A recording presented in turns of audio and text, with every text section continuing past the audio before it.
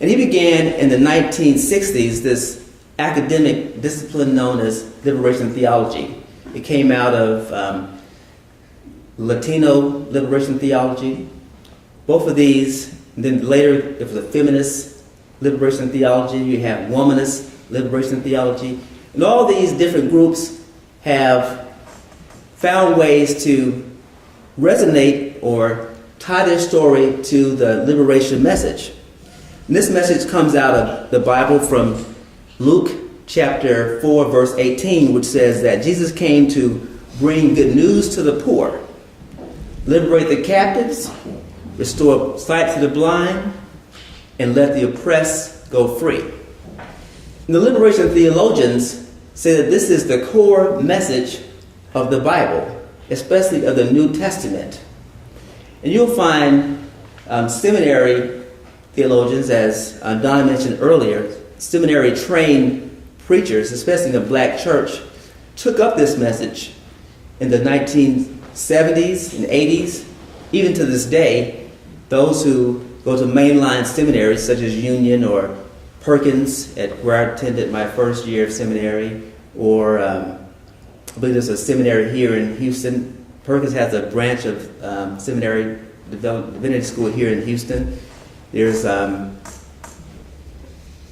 several in D.C. They're just scattered around, but when you come across this idea that the gospel message speaks to liberation, this is what they're talking about.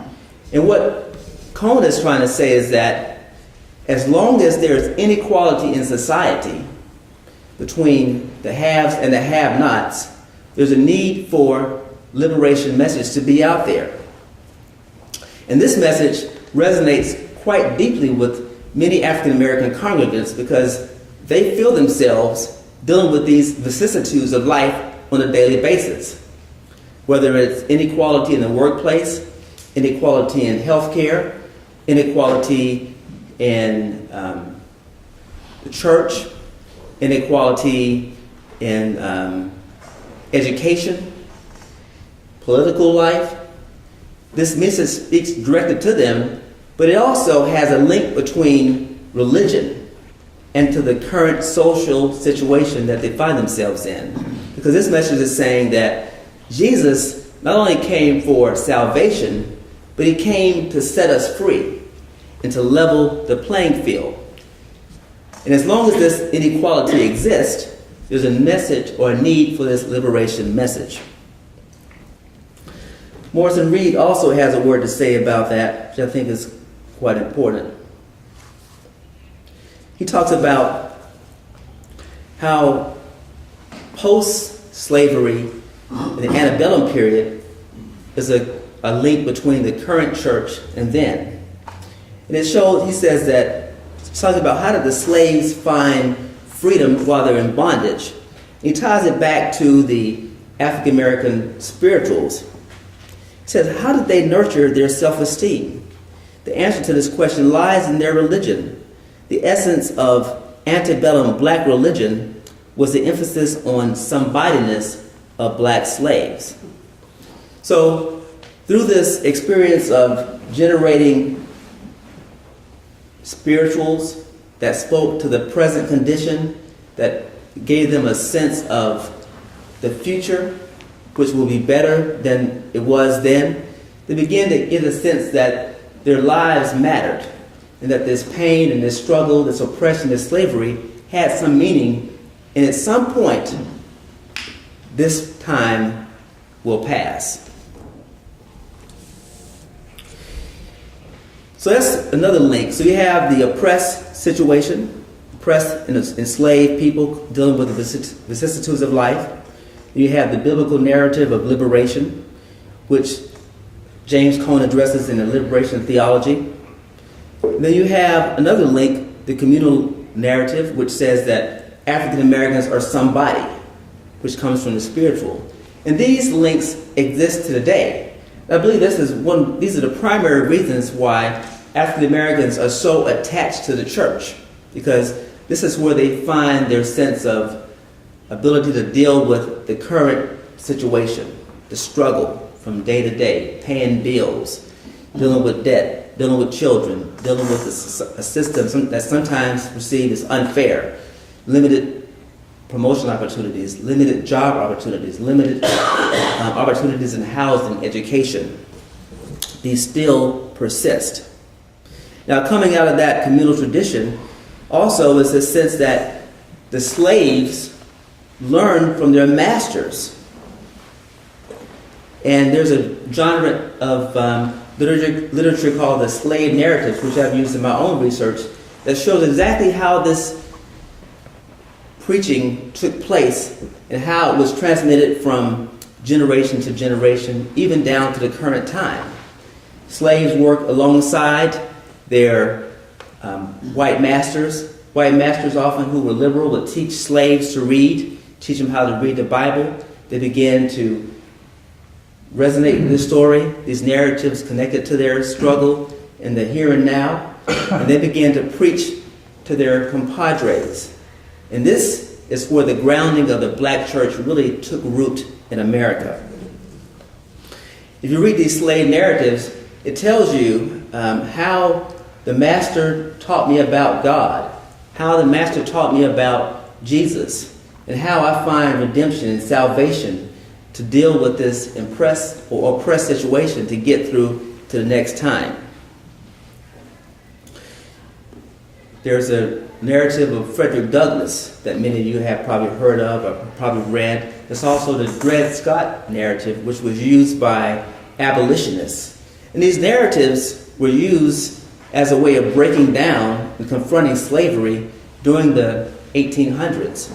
These free Americans and slave owners and people who were abolitionists would take the slave narratives, read them in public, or have the slave narrator read in public, and they would travel and go around and discuss how hard and how inhumane the slavery condition was.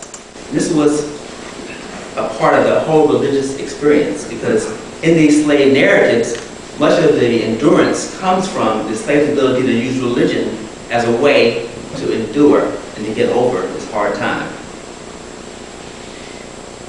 The other angle that I want to explore with you is the fact that religion for the black church, or for all Christians, primarily Protestants, is future focused. It's not grounded in the present. We look at the present, understand the present, but it looks beyond this time into a time that we cannot even imagine. One of my colleagues and mentors in my doctoral research, Andrew Lesser, wrote a book called Hope. He says that when you're talking about hope, you're talking about a dimension, talking about three dimensions. He calls this term temporality. We live in three different dimensions at one time: the past, the present, and the future. But faith and religion tend to be future focused, because we're looking to the not yet, that eschatologically focused period where we're dealing with transfinite hope. So you have hope, which we can hope for tomorrow. We hope that the rain will stop. We hope that we'll get a job. After this interview we have on Monday, we hope that we'll go to the doctor and get a good report. We hope that we'll deal with this disease that we're living with. We hope that someone is going to outlive cancer. But then you have transfinite hope. And transfinite hope goes beyond this immediate future. It goes to a time that we can only imagine. We hope that our children will grow up to have a better life than we do. We hope that somewhere down the line we will end our working career and we'll have enough money to live on. We won't have to work at Walmart. We can just travel the world. This is a transfinite type of hope that puts us in tune with our bigger values, values on compassion and love and peace. These are big values that connect the believer, especially the African American and the African American religious experience, to the church.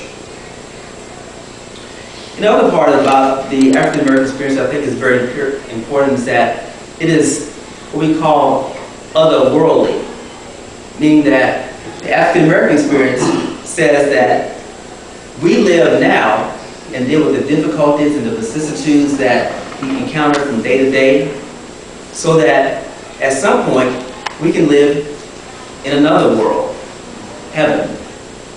And we all know that heaven is what we call, they used to call back in the early 1900s, the other side. You know, we want to live now so that we can live eternally on the other side.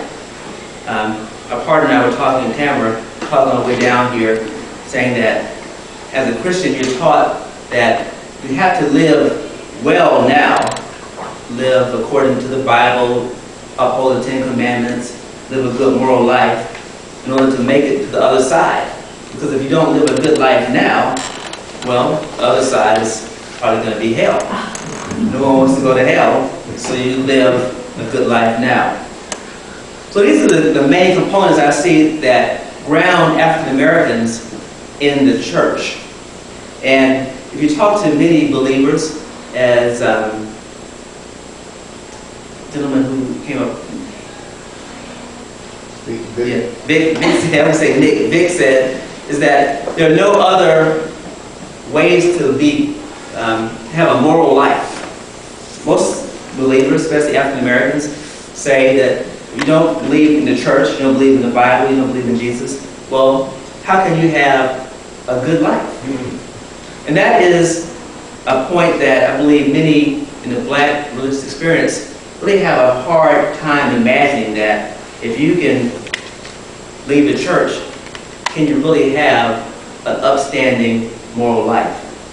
And I found that experience very much a part of my own is when I began to move away from the Christian way and to begin to identify myself as someone who didn't uphold or abide by or feel convicted to Christian doctrine. People begin to ask me, well, what do you believe in? What do you stand for? And you just tell a person that you're a Unitarian Universalist, they hear about the UU Church, they say, well, you can believe anything, right? And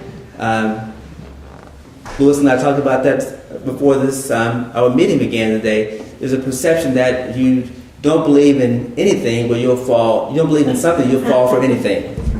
And to get yourself out of that tradition, as I did, it takes a bit of doing. I remember when I was at home about 3 years ago, I was in Georgia with my mother and my sister, and we were at dinner one evening at a restaurant, and somehow the conversation of religion came up.